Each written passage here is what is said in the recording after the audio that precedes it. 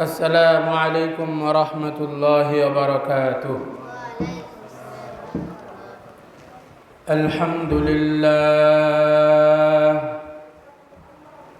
الحمد لله نحمده ونستعينه ونستغفره ونؤمن به ونتوكل عليه ونعوذ بالله من شرور أنفسنا ومن سيئات أعمالنا. من يهد الله فلا مضل له ومن يضلله فلا هادي له. ونشهد أن لا إله إلا الله وحده لا شريك له. ونشهد أن سيدنا وسندنا وحبيبنا ومولانا محمدا عبده ورسوله أرسله بالحق بشيرا ونذيرا وداعيا إلى الله بإذنه وسراجا وقمرا منيرا. أما بعد فقد قال الله تعالى في كلامه المجيد وفرقانه الحميد.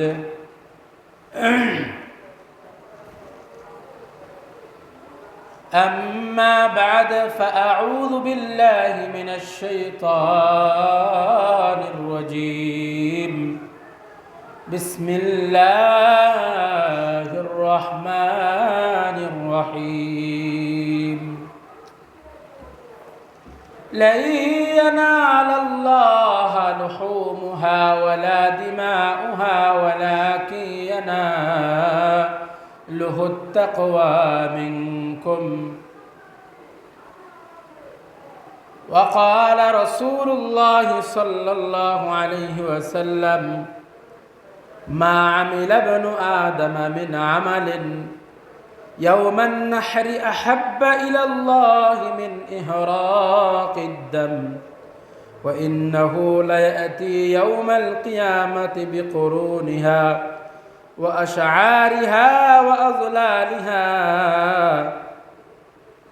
وإن الدم ليقع من الله بمكان قبل أن يقع بالأرض فطيبوا بها نفسا. وقال أصحاب رسول الله صلى الله عليه وسلم: يا رسول الله ما هذه الأضاحي؟ قال: سنة أبيكم إبراهيم عليه السلام. قالوا: فما لنا فيها يا رسول الله؟ قال: بكل 10 حسنة. قالوا: فالصوف يا رسول الله؟ قال: بكل شعرة من الصوف حسنة. الله أكبر الله أكبر لا إله إلا الله والله أكبر الله أكبر ولله الحمد. সকলে পড়ি الله أكبر الله أكبر لا إله إلا الله والله أكبر الله أكبر ولله الحمد. الله أكبر الله أكبر لا إله إلا الله والله أكبر الله أكبر ولله الحمد. الله أكبر الله أكبر لا إله إلا الله والله أكبر الله أكبر ولله الحمد. معزز محترم حضرات مسلمان کرام، طالبان علوم نبوت، বিভিন্ন মহল থেকে আগত মেহমানান আযম, বেরাদারান ইসলাম, দিন দরদি ইসলাম দরদি সর্বশ্রেণীর ইসলাম প্রিয় আল্লাহ সুবহানাহু ওয়া তাআলার মাহবুব বান্দাগণ, আল্লাহ রাব্বে করিমের দরবারে লাখ কোটি শুকরিয়া। আল্লাহ তাআলা আপনাকে আমাকে আজকে পবিত্র ঈদুল আজহা 2026 সালের এই গুরুত্বপূর্ণ দিন পর্যন্ত পৌঁছিয়েছেন। আজকে ঈদুল আজহার এই দিনে এখনও অনেকে বাসা বাড়িতে বিভিন্ন রকমের কেউ প্রস্তুতি নিচ্ছে, কেউ নিবে, কেউ এখনও ঘুমাচ্ছে, কেউ আবার চিন্তা করতেছে জামাত তো 30-এ, আরও পরে যাই। এই সমস্ত মানুষ থেকে বাছাই করে যারা মসজিদে বসে আছে, বলেন তো তারা বেশি শ্রেষ্ঠ নাকি যারা এখনও প্রস্তুতি নিচ্ছে, নেয় নাই, তারা বেশি শ্রেষ্ঠ? যারা মসজিদে আছে তারাই অবশ্যই তারাই শ্রেষ্ঠ। মুহতারাম হাজিরিন, এজন্য ওই আল্লাহ রাব্বে করিমের দরবারে অন্তরের অন্তঃস্থল থেকে শক্তি দিয়ে ভক্তি ভরে জোর থেকে জোর আওয়াজ করে বলি আলহামদুলিল্লাহ। আজকে পবিত্র ঈদুল আজহা, এই ঈদুল আজহার দিন শুধুমাত্র একটি কোরবানির দিনই নয়। এই ঈদুল আজহার দিন আমাদেরকে যা শিখাবে, এই শিক্ষা যদি আমরা মরণ পর্যন্ত নিয়ে চলতে পারি আমাদের জন্য যথেষ্ট। প্রত্যেকটা জায়গার জন্য একটা আলাদা আলাদা খোরাকির জায়গা থেকে অর্থ উপার্জনের খোরাকের জায়গা হচ্ছে কর্মস্থল। নিজেদের পেটে যে খাবার দিতে হয় এটার খোরাকের জায়গা হলো ঘর বাড়ির রান্নার জায়গা আর হচ্ছে বাজার। শিক্ষা অর্জনের জায়গা হচ্ছে শিক্ষাঙ্গন।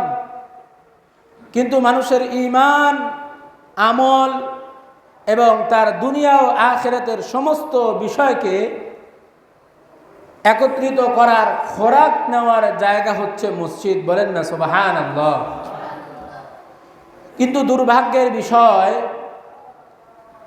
আমাদের সমাজের ভিতরে, আমাদের ভিতরে কোরবানির গুরুত্ব, নামাজের গুরুত্ব, আমাদের ভিতরে দ্বীনের গুরুত্ব এমনভাবে কাজ করতেছে যেই গুরুত্ব দেখলে মনে হয় যে আখিরাত নামের জিনিসটা এটা নামমাত্র না হইলেও চলে। আমাদের নামাজের অবস্থা, আমাদের নিয়তের অবস্থা এবং আমরা মুসলমান সেই হিসাবে আমাদের দিনদারির অবস্থার কথা বাহ্যিকভাবে চিন্তা করলে দেখা যায় এই নামাজ কালাম, মসজিদে আসা, কোরআন শিখা, কোরআন পড়া, ধর্মীয় অঙ্গনে ধর্মীয় বিষয়গুলোকে পূর্ণাঙ্গভাবে মেনে চলা, এটা মনে হয় না হইলেও চলে। এগুলো করা, মুসলমান হয়েছি, সপ্তাহে একদিন মসজিদে আসতে হয়, ঈদে মসজিদে আসতে হয়, তাই আসি আর কি। বাকি আসার যেই ভাবসাব, আমাদের ধর্মীয় বিষয়ের প্রতি আমাদের রেসপেক্টের যেই ভাবসাব, এতে আমাদের এটাই মনে হয়। মেরে মুহতারাম হাজিরিন, আল্লাহ রাব্বে করিমের কাছে শুকরিয়া আদায় করেন যে আল্লাহ তাআলা 2026 পর্যন্ত আপনাকে এখনও বা হালতে রেখেছেন। গত বছর এমন সময় এই বাংলার জমিনের লক্ষ লক্ষ কোটি কোটি মানুষের এমন ঈদুল আজহা, ঈদুল ফিতরের মুসল্লায় অনেক মানুষ বসে ছিল কিনা বলেন, যারা গতবার এমন সময় ছিল, জমিনের উপরে ছিল কিনা বলেন? এখন তারা নাই। এখন তারা নাই। ওই ব্যক্তিগুলোকে যদি গিয়ে জিজ্ঞাসা করা হয় তোমার কাছে সবচেয়ে বেশি প্রিয় কি, হাদিস শরীফের মধ্যে আসছে ওই ব্যক্তি দুনিয়ার সমস্ত শান্তি বিনিময়েও, সমস্ত কিছুর বিনিময়েও যদি তাকে বলা হয় তোমাকে সব দেওয়া হবে আর তোমাকে 2 ওয়াক্ত 2 রাকাত নামাজ পড়ার সুযোগ দেওয়া হবে, তুমি কোনটাকে গ্রহণ করবে? তখন ওই ব্যক্তি, কবরবাসী একটি ব্যক্তি বলবে কথা যে আমি 2 রাকাত নামাজ 2টা সেজদাকেই বেশি গ্রহণ করব। বলেন না সুবহানাল্লাহ। কেন?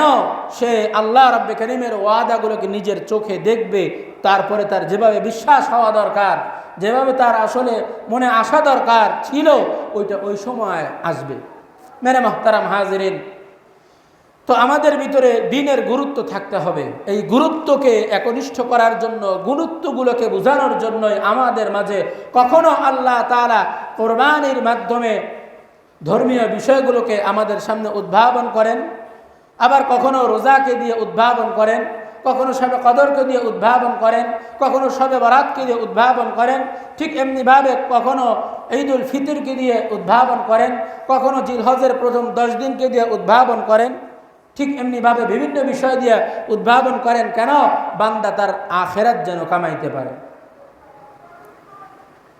আমার ভাইরা, বুখারী শরীফের মধ্যে ৭,২৭৫টা হাদিস আল্লাহ রব্বে করিমের রসুলের দেওয়া আছে। হযরতে ইমাম মুহাম্মদ ইবনে ইসমাঈল রহমতুল্লাহি আলাইহি বুখারী শরীফের মধ্যে এতগুলা হাদিস এনেছেন। ৭,২৭৫টা হাদিস আনার আগে সর্বপ্রথম যে হাদিসটা আনলেন, এই হাদিসটা হলো নিয়তের হাদিস। عن عمر بن الخطاب رضي الله تعالى عنه قال قال رسول الله صلى الله عليه وسلم إنما الأعمال بالنيات إنما الأعمال بالنيات ৭,২৭৫টা হাদিস আনার আগে উনি সর্বপ্রথম যে হাদিসটা এনেছেন, ৭,২৭৪টা হাদিসের আগে যে হাদিসটা আনলেন, এই হাদিসটা হলো নিয়তের হাদিস। এই হাদিসের মধ্যে বলা হয়েছে ইন্নামাল আমালু বিন্নিয়াত, প্রত্যেকটা মানুষের আমল সেটাই কেবল তার নেকি অর্জন করবে আমলের মাধ্যমে। সেই নেকিটাই সে পাবে যেইটা তার নিয়ত হবে, ওই নিয়ত আন্দাজে সেই ব্যক্তি সেই নেকিটাই পাবে। তার নিয়ত যেটা হবে সে সেটাই পাবে। মেরে মুহতারাম হাজিরিন, আমার মৌলিক বিষয়টা আপনাদেরকে যেটা বোঝাতে চাই সেটা হলো, আজকে ঈদুল আজহার দিন, কোরবানির ঈদের দিন। আজকের এই কোরবানির ঈদের দিনে আমাদের জন্য যেটা আল্লাহ পাক মেসেজ দিচ্ছেন সেটা হলো তাকওয়া। সেটা কি? তাকওয়া ব্যাপারে আল্লাহ রাব্বে কারীম সরাসরি কোরআনের মধ্যে একটা বান্দার জান্নাতের কথা, একজন ব্যক্তির সফলতার কথা, মুক্তির কথা, জাহান্নাম থেকে বাঁচার কথা যত সহজে বলেছেন, এত সহজে আর কোথাও এমন কথা বলেননি। আল্লাহ তাআলা বলেন, ইন্না আকরামাকুম ইনদাল্লাহি আতকাকুম, আমার কাছে সবচেয়ে বেশি প্রিয়। আল্লাহ বলেন, আমার কাছে শুধু প্রিয় নয়, আমার কাছে সবচেয়ে বেশি সম্মানিত ওই ব্যক্তি, যে ব্যক্তিটা আমি আল্লাহকে ভয় করে। ওই ব্যক্তি সবচেয়ে আল্লাহ বলেন আমার কাছে বেশি প্রিয়, আমার কাছে বেশি সম্মানিত। ওয়া উজলিফাতিল জান্নাতু লিল মুত্তাকিন, জান্নাতকে সাজানো হয়েছে কেবল মুত্তাকির জন্য। আল্লাহ তাআলা আরো বলেন, ওয়া কাযযাবু বিআয়াতিনা কিযাবা ওয়া কুল্লা শাইইন আহসাইনাহু কিতাবা ফাযূকু ফালান নাযীদাকুম ইল্লা আযাবা ইন্না লিল মুত্তাকিনা মাফাজা। পুরা কোরআনের আয়োজন, আখিরাতের সমস্ত আয়োজনই আল্লাহ তাআলা মুত্তাকির জন্য রেখেছেন। বলেন না সুবহানাল্লাহ। মুত্তাকি মানে আল্লাহর ভয়। আপনি দেখেছেন কোনো মানুষ ইচ্ছা করে আগুনে কোনোদিন হাত দিছে? কোনোদিন কোনো মানুষকে দেখেছেন যে সে ইচ্ছা করে আগুনের ভিতরে হাত দিছে? হাত দেয় না। কোনো ব্যক্তি ইচ্ছা করে কোনোদিন কারেন্টের ভিতরে আঙ্গুলটা ঢুকাই দিছে? ইচ্ছা করে কোনো ব্যক্তি 10 তলা ছাদ থেকে সে লাফ দিছে? দেয় নাই। কেন? এটা তার ভয়। এইটা হলো তার ভয়। সে এই ভয়কে বিশ্বাস করে, এই ভয়টাকে সে বিশ্বাস করে। মেরে মুহতারাম হাজিরিন, কিন্তু আমরা আল্লাহ রাব্বে কারীমের হুকুমকে ছেড়ে দিয়েছি। কেন? আমাদের ভিতরে সেই ভয় কাজ করে না। কেন? ওই ভয় এই জন্য কাজ করে না, এ দুনিয়াতে সব ধরনের কাজ করা যত বেশি সহজ, আখিরাত অর্জন করা একবারে সহজ কোনো বিষয় নয়। তবে এটার জন্য প্রতিনিয়ত আমাদের যেই অনুশীলন দরকার সেটা থেকে আমরা অনেক দূরে। তো আমার মৌলিক কথা হলো এটা যে এই ঈদুল আজহা আমাদেরকে সেই তাকওয়া শিখাবার অনুশীলনের একটা দিনের মধ্যখান থেকে একটা দিন উপহার দিয়েছে।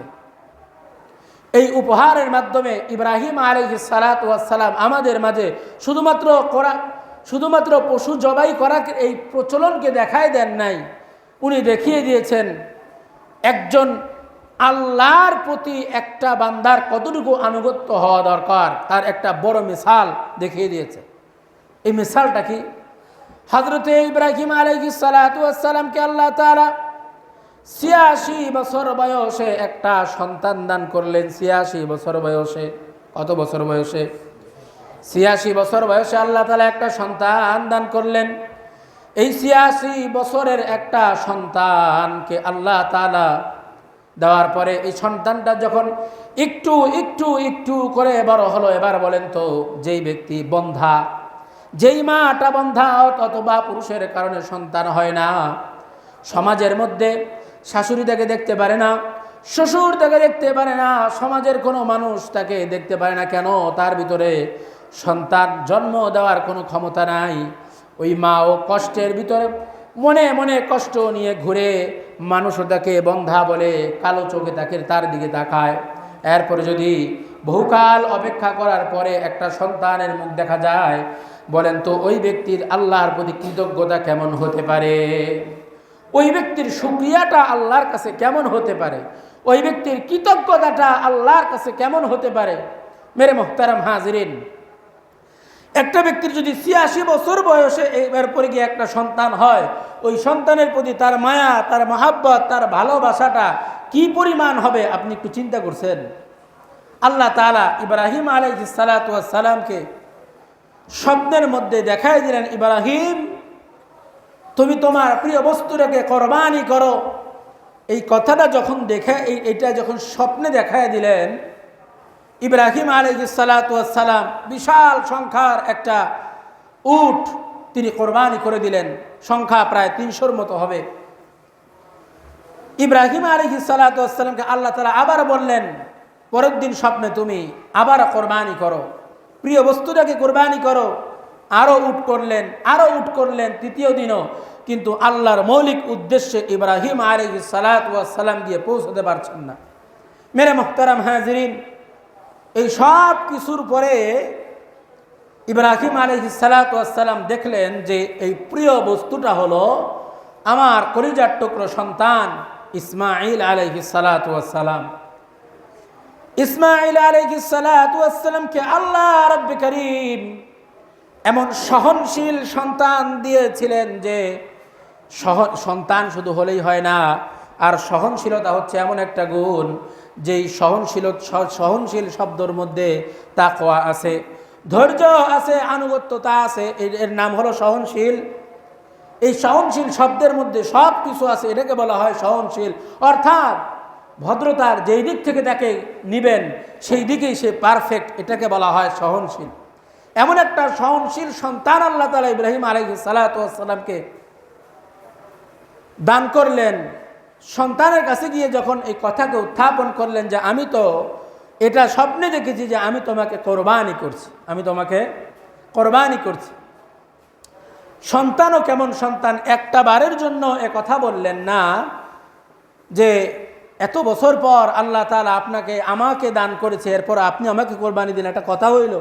আল্লাহ এত কিছু বাদ দিয়ে আমাকে কোরবানি দেওয়ার জন্য বললেন, এটা কি একটা কথা হইল? এমন কোনো প্রশ্ন করেন নাই, সুন্দর ভাষায় বলে দিলেন, আপনাকে যেটা করতে বলা হয়েছে, যেটা আদেশ করা হয়েছে পিতা, আপনি ওইটাই করেন, আপনি ওই কাজটাই করেন যেটা করার জন্য আপনাকে আদেশ করা হয়েছে। হযরত ইব্রাহিম আলাইহিস সালাতু ওয়াস সালাম এরপরের ইতিহাস আপনারা প্রতি বছরই শুনেন, এবং এই ইতিহাস আমাদের সকলের কম বেশি মুখস্থ। কিন্তু মৌলিক ব্যাপারটা হলো কি?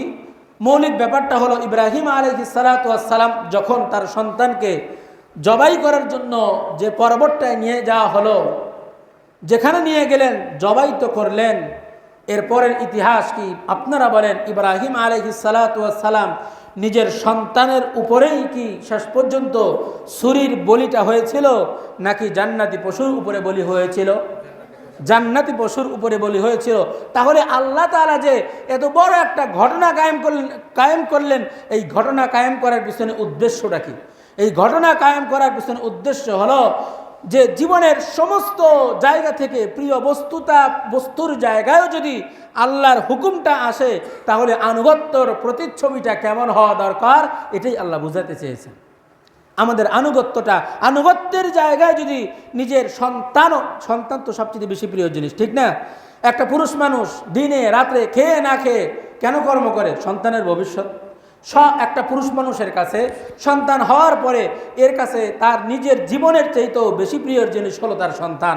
এজন্য আল্লাহ তাআলা সন্তান দিয়ে এটাকে প্রমাণ করলেন, আল্লাহর হুকুমের সামনে যদি ছুরির নিচে নিজের প্রিয় বস্তুটাকেও রাখতে হয়, এখানে রেখেও আল্লাহর আনুগত্য করা তোমার জন্য ফরজ। আল্লাহ তাআলা মূলত আমাদেরকে এই আনুগত্য শিক্ষা দিয়েছেন। এই আনুগত্যই আমাদেরকে আল্লাহর মৌলিক বান্দা হওয়ার মৌলিক শিক্ষাটা দান করবে।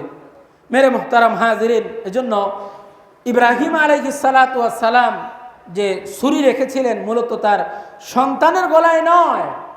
সন্তানের গলা তো ছিল একটা মাজাজি ব্যাপার, রূপকার্থ, কিন্তু মৌলিক ব্যাপার ছিল তার নফসের উপরে খায়সাতের উপরে ছুরি রাখা। আজকে আমরা গরু জবাই দিই, কিন্তু আমাদের অহংকারকে জবাই দিতে পারি না। আমরা আজকে গরু জবাই দিই, কোরবানির জন্য কোরবানির পশু জবাই দিই, নিজের ভিতরের পশুটাকে জবাই দিতে পারি না। গরু জবাই দিই, পশু জবাই দিই, কিন্তু এই পশু জবাইয়ের উপর থেকে নিজের ভিতরের অমানুষিক পাশবিকতাকে জবাই দিতে পারি না, অহংকার হিংসাকে জবাই দিতে পারি না। তাহলে আমার এই গরু জবাই দেওয়ার দ্বারা, আমার এই পশু জবাই দেওয়ার দ্বারা কি হবে? দেখেন, বিবাহের একটা বাবার তার সবচেয়ে একটা মেয়ে যার হয়, এটা দিয়েই আমি বুঝাই, এই একটা মেয়ে যার হয় তার কাছে এই একটা মেয়ে কত বেশি প্রিয়। এর যখন বিবাহের আয়োজন করা হয় আর বাবার যদি মোটামুটি ভালো টাকা পয়সা থাকে, তাহলে তার জীবনের বড় ধরনের খরচ, সে যেগুলো তার জীবনে যতগুলো করে এর মধ্যে সবচেয়ে বড় খরচ হয় তার মেয়ের এই বিবাহটায়। এই মেয়ের বিবাহতে গরু আনে, ছাগল আনে, মৌলিক উদ্দেশ্য কি? ওই যে একটা মাত্র কবুল বলা, ঠিক কিনা বলেন? এরপরে যত লক্ষ লক্ষ টাকা দামের তার জন্য যে শাড়ি, গহনা, চুড়ি এগুলো আনা হয় কেন? ওই বিবাহের মৌলিক সময়টা কবুল বলানোর জন্য, দুটি সম্পর্ক, দুটি বন্ধনকে একত্রিত করে দেওয়ার জন্য। শত শত ডেক আনা হয়, বাবুর্চি আনা হয়, বিয়ের কাঠ ছাপানো হয়, বিয়ে বাড়িকে সুসজ্জিত করা হয়, এত এত কোটি কোটি টাকার আয়োজন করা হয়, প্রত্যেকটা আয়োজনকে আলাদা আলাদা করে করা হয়। সব আয়োজনের মৌলিক উদ্দেশ্য কি? বিবাহটা সুন্দরভাবে সম্পন্ন হওয়া। অর্থাৎ অল্প সময় হবে, কাজী সাহেব বসবে, খুতবা পাঠ করবেন, খুতবার পরে তাদেরকে কবুল বলাই দিবেন, ওনারা কবুল বলবেন, ব্যাস কাহিনী খালাস। এই কবুল বলা শেষ, খাওয়া দাওয়া তো তার আগেই হয়ে যায়, সব কিছু শেষ। তো মেরে মুহতারাম হাজিরিন, এই যে আল্লাহ তাআলা কোরবানির সিস্টেম করলেন, এর জন্য কোরবানি করা, এর জন্য ঈদের নামাজ পড়া, এই জন্য উত্তম পোশাক পরা, এই জন্য হেঁটে মসজিদে আসা, এই জন্য তাকবীর আদায় করা, খুতবা পড়া, নামাজ পড়া, এই সব কিছুর মৌলিক উদ্দেশ্য হচ্ছে আল্লাহ তাআলার আনুগত্য। যেই আনুগত্যটাই আল্লাহ তাআলা আজকের কোরবানির মাধ্যমে বোঝাচ্ছেন। তো মেরে মুহতারাম হাজিরিন, যে আল্লাহ তাআলা যে আনুগত্যটা ইব্রাহিম আলাইহিস সালাতু ওয়াস সালামের মাধ্যমে আমাদেরকে আনুগত্যের সবক ধরিয়ে দিলেন, এই আনুগত্য কি শুধুমাত্র কোরবানি পর্যন্তই থাকবে, না সারা বছর দরকার আছে? বলেন, সারা বছর দরকার আছে নাকি প্রত্যেক দিন, সব সময়, প্রতিটা মুহূর্ত দরকার আছে? প্রতিটা মুহূর্ত দরকার আছে। এজন্য আজকের যে দিনটা চলে গেল, এই দিনটা কোনোদিন আর আপনার জন্য ফিরে আসবে না। আজকের যে দিনটা চলে গেল, এই দিনটার পরে আপনি কবরের কাছে যাওয়ার আর এক পাও বেশি সামনে আগাইলেন, পিছনে ফেরার কোনো পথ নাই, কোনো রাস্তা নাই, কোনো সুযোগ নাই। এজন্য এই কোরবানি থেকে আমাদের যেটা শিখতে হবে সেটা হচ্ছে আল্লাহ পাকের আনুগত্য। এই আনুগত্যের সবক আল্লাহ তাআলা আমার মধ্যে, আপনাদের সকলের মধ্যে দান করুন। সকলে বলুন আমিন। সাহাবায়ে কেরাম জিজ্ঞাসা করলেন, ইয়া রাসূলুল্লাহ, কোরবানি কি জিনিস? হুজুর সাল্লাল্লাহু আলাইহি ওয়াসাল্লাম বলেন, এটা তোমাদের পূর্ববর্তী পিতা হযরত ইব্রাহিম আলাইহিস সালাতু ওয়াস সালামের একটা সুন্নাহ। অর্থাৎ ইব্রাহিম আলাইহিস সালাতু ওয়াস সালামের এই সুন্নাহকে আল্লাহ তাআলা কিয়ামত পর্যন্ত জারি রেখে এটার মাধ্যমে মানুষকে আনুগত্যের কিভাবে আনুগত্যটা হবে, কোন জায়গায় হবে, স্বার্থের জায়গায় হবে, মনের খায়সাতের জায়গায় হবে, নাকি আসলে আল্লাহর হুকুমের উপরে হবে, এটা আল্লাহ তাআলা বুঝালেন। এই জন্য হুজুর সাল্লাল্লাহু আলাইহি সাল্লাম বললেন, আজকের দিনের কোরবানির চাইতে পশুর যখন উপরে ছুরি চালানো হবে, এই ছুরি চালানোর পরে তার যে রক্ত বের হবে, এই রক্তের শেষ বিন্দু রক্তের ফোঁটা পড়া পর্যন্ত ও রক্তের ফোঁটাগুলোকে আল্লাহর কাছে এত বেশি প্রিয়, আজকের দিনের এর চাইতে বড় আমল আর আল্লাহর কাছে নাই। বলেন না সুবহানাল্লাহ। এই জন্য আমাদের যাদের কোরবানি করার তৌফিক হয়েছে আমরা কোরবানি করতেছি, যাদের তৌফিক হয় নাই আগামীতে নিয়ত করবেন, যাদের তৌফিক থাকা সত্ত্বেও বা একটু চেষ্টা করলে হইতেও এই জায়গায় আমরা পৌঁছাইতে পারি নাই, ভাই একজনের আখেরাত আর একজন কোনোদিন কামাই দিতে পারবে না। এগুলো তো আমাদের বুঝে আসবে, কিন্তু যখন আসবে তখন কিছু করার নাই। বাহারহাল হুজুর সাল্লাল্লাহু আলাইহি ওয়াসাল্লাম বললেন, এই কোরবানি যে ব্যক্তি করবে, এই কোরবানি করার জন্য প্রত্যেকটা তার যে শিং, তার যে অস্তিত্ব, তার যে পা, তার যে প্রত্যেকটা শেয়ার অর্থাৎ পশম, এই প্রত্যেকটা জিনিস কিয়ামতের দিন আল্লাহর কাছে তার জন্য সুপারিশ করবে। বলেন না সুবহানাল্লাহ। সাহাবায়ে কেরাম জিজ্ঞাসা করলেন, ইয়া রাসূলুল্লাহ, পশম তো আপনার আল্লাহর কাছে প্রশংসা করবে, কিন্তু পশম তো একটা না, লক্ষ লক্ষ পশম তো থাকে, তাহলে নেকিটা কিভাবে হবে? হুজুর সাল্লাল্লাহু আলাইহি ওয়াসাল্লাম বলেন, প্রত্যেকটা পশম এক একটা হাসানা। বলেন না সুবহানাল্লাহ। প্রত্যেকটা পশম এক একটা হাসানা। কিয়ামতের ময়দানে যে হাসানার কারণে এ ব্যক্তি জান্নাত পাবে, এই প্রত্যেকটা হাসানাই হবে তার প্রত্যেকটা পশমই হবে এক একটা হাসানা। আজকে আমরা নেকি চোখ দিয়ে দেখি না, কিয়ামতের দিন নেকি যখন চোখ দিয়ে দেখবেন তখন এই পরিমাণ একটা মানুষ আফসোস করবে, যেই আফসোসের আর কোনো অন্ত থাকবে না। এই জন্য ভাইয়েরা আমার, আমাদের মুসলমানদের ঘরে প্রতিদিন তালিম হওয়া উচিত। প্রত্যেকটা ঘরে আজকে আমরা ধর্মীয় বিষয়গুলো নিয়ে ফিকির করি না, যার কারণে ইহুদি নাসারারা বসে নাই, আমাদের ঘরে যেন তালিম না হয়। আমাদের ঘরে কিন্তু তারা সবচেয়ে বড় শয়তানি তালিম, যেটা টিভি বসায় দিছে, আর এখন হাতে হাতে একটা মোবাইল বসায় দিছে। কিন্তু যারা দিনদার মানুষ তার ঘরের মধ্যে কি এগুলো আছে? এগুলো নাই, কিন্তু কিতাব আছে, তালিম আছে। তালিমের কথাটা আমি এই জন্য বললাম, যে ঘরে তালিম নাই এ ঘর মূর্খতায় ভরা, যে ঘরে তালিম নাই এই ঘরের ভিতরে ধর্মীয় মূর্খতায় ভরা।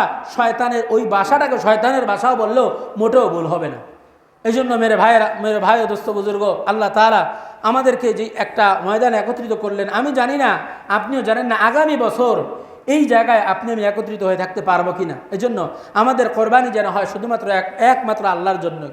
এই জন্য নামাজ হবে, নামাজের পরে কোরবানি হবে। এই কোরবানির যেই বিষয়টা আছে, কোরবানির গোশত যার যেটা সে এটা নিজে চাইলে নিজেও খাইতে পারে, কিন্তু এখানে মৌলিক যে ব্যাপারটা হচ্ছে সেটা হলো কোরবানি হচ্ছে আত্মত্যাগ। এই আত্মত্যাগ শুধুমাত্র নিজের জন্য নয়, পুরা সমস্ত মানুষের জন্যই কোরবানির আত্মত্যাগ। হুজুর সাল্লাল্লাহু আলাইহি ওয়াসাল্লাম সাহাবীরা কোরবানি করতেছেন, তো একটা আবু দাউদ শরীফের হাদিস, তো কোরবানি করার একটা পর্যায়ে গিয়ে উনারা নিজেরা খাচ্ছেন, নিজেরা জমা করতেছেন। হুজুর সাল্লাল্লাহু আলাইহি ওয়াসাল্লাম এটাকে দেখলেন, পাশ থেকে কিছু মানুষ আসলো, পাশের এলাকা থেকে। এই মানুষগুলো গরিব ছিল। হুজুর সাল্লাল্লাহু আলাইহি ওয়াসাল্লাম বললেন যে, তো তোমরা তাদেরকে দিয়ে শরীক খাও, কারণ কোরবানি তো আত্মত্যাগের জন্য, সুতরাং তোমরা এটা দিয়ে আল্লাহ তাআলার কাছে তোমরা প্রিয় হও। সমস্ত সাহাবায়ে কেরাম সকলের ভিতরে গোশত বন্টন করে দিলেন। এর পরের বছর আবার যখন কোরবানির সময় আসলো, হুজুর সাল্লাল্লাহু আলাইহি ওয়াসাল্লাম এবার আর কিছু বলতেছেন না। তখন বললেন যে, আমাদেরকে এখন কিছু বললেন না যে জমা করার ব্যাপারে? তখন হুজুর সাল্লাল্লাহু আলাইহি ওয়াসাল্লাম বলেন যে, এই সমস্ত মানুষরা ইতিপূর্বে তোমাদের কাছে এসেছিল, তারা তো স্বাবলম্বী হয়ে গেছে। সুবহানাল্লাহ, তারা স্বাবলম্বী হয়ে গেছে, সুতরাং তোমারটা তুমি নিজেও গ্রহণ করতে পারো। সুতরাং আমাদের যাদের সামর্থ্য নাই, যাদের সামর্থ্য আছে, তারা এই থেকে শিক্ষা গ্রহণ করব যে আমার কোরবানি এটা আমার একার জন্য নয়, আমার কোরবানি সকলের জন্য। দেওয়ার যে হাতটা গ্রহণ করে এই হাতটা উত্তম না, যে হাতটা দেয় এই হাতটা হচ্ছে উত্তম। এই জন্য হাদিস শরীফের মধ্যে বলছে কি, আল ইয়াদুল উলিয়া খায়রুম মিনাল ইয়াদিস সুফলা, যে চাওয়ার হাতের চেয়ে দেওয়ার হাত উত্তম। আমাদের ভিতরে তো অভ্যাস খারাপ হয়ে গেছে, আমাদের দেওয়ার হাতের চেয়ে চাওয়ার হাতকে আমরা বেশি উত্তম মনে করি। আমি প্রায় দোয়া করি, দেখবেন এটা সবসময় করি, আজীবন করব, যে আল্লাহ আপনি আমাকে বেমহতাজের রিজিক দান করেন, সম্মানের রিজিক দান করেন, কোনো মানুষের দুয়ারের ভিখারি বানাবেন না। এটা যদি কেউ করতে পারবেন, আল্লাহ তাআলা দেখবেন কত সম্মানের রিজিক আপনাকে দান করে, কত ভালাই রিজিক দান করে। দুনিয়ার সমস্ত মানুষ ওই এক জায়গায় ফেল খায়, এটা হইল রিজিকের কাছে। এই রিজিকের জন্যই আজকে একটা ভালো ঘরের ভালো মেয়ে নর্তকী হচ্ছে না, পতিতালয়ে যাচ্ছে না। একটা ভালো ঘরের ভালো মানুষ অর্থের অভাবে হোক, যে কোনো কারণে হোক, অনৈতিক কাজ করতেছে, সুদ খায়, ঘুষ খায়, শত রকমের কাজ করে। কেন? শুধুমাত্র এই অভাবের জন্য। এজন্য আল্লাহ তাআলা আপনাকে আমাকে অভাব থেকে হেফাজত করুন, আমরা যেন প্রত্যেকটা ব্যক্তি কোরবানি করতে পারি। আল্লাহ আমাদেরকে সেই তৌফিক দান করুন। সকলে বলুন আমিন। ওয়া আখিরু দাওয়ানা আনিল হামদুলিল্লাহি রাব্বিল আলামিন। এখন নামাজ হবে, আমরা সকলে দাঁড়িয়ে কাতার সোজা করি ইনশাআল্লাহ।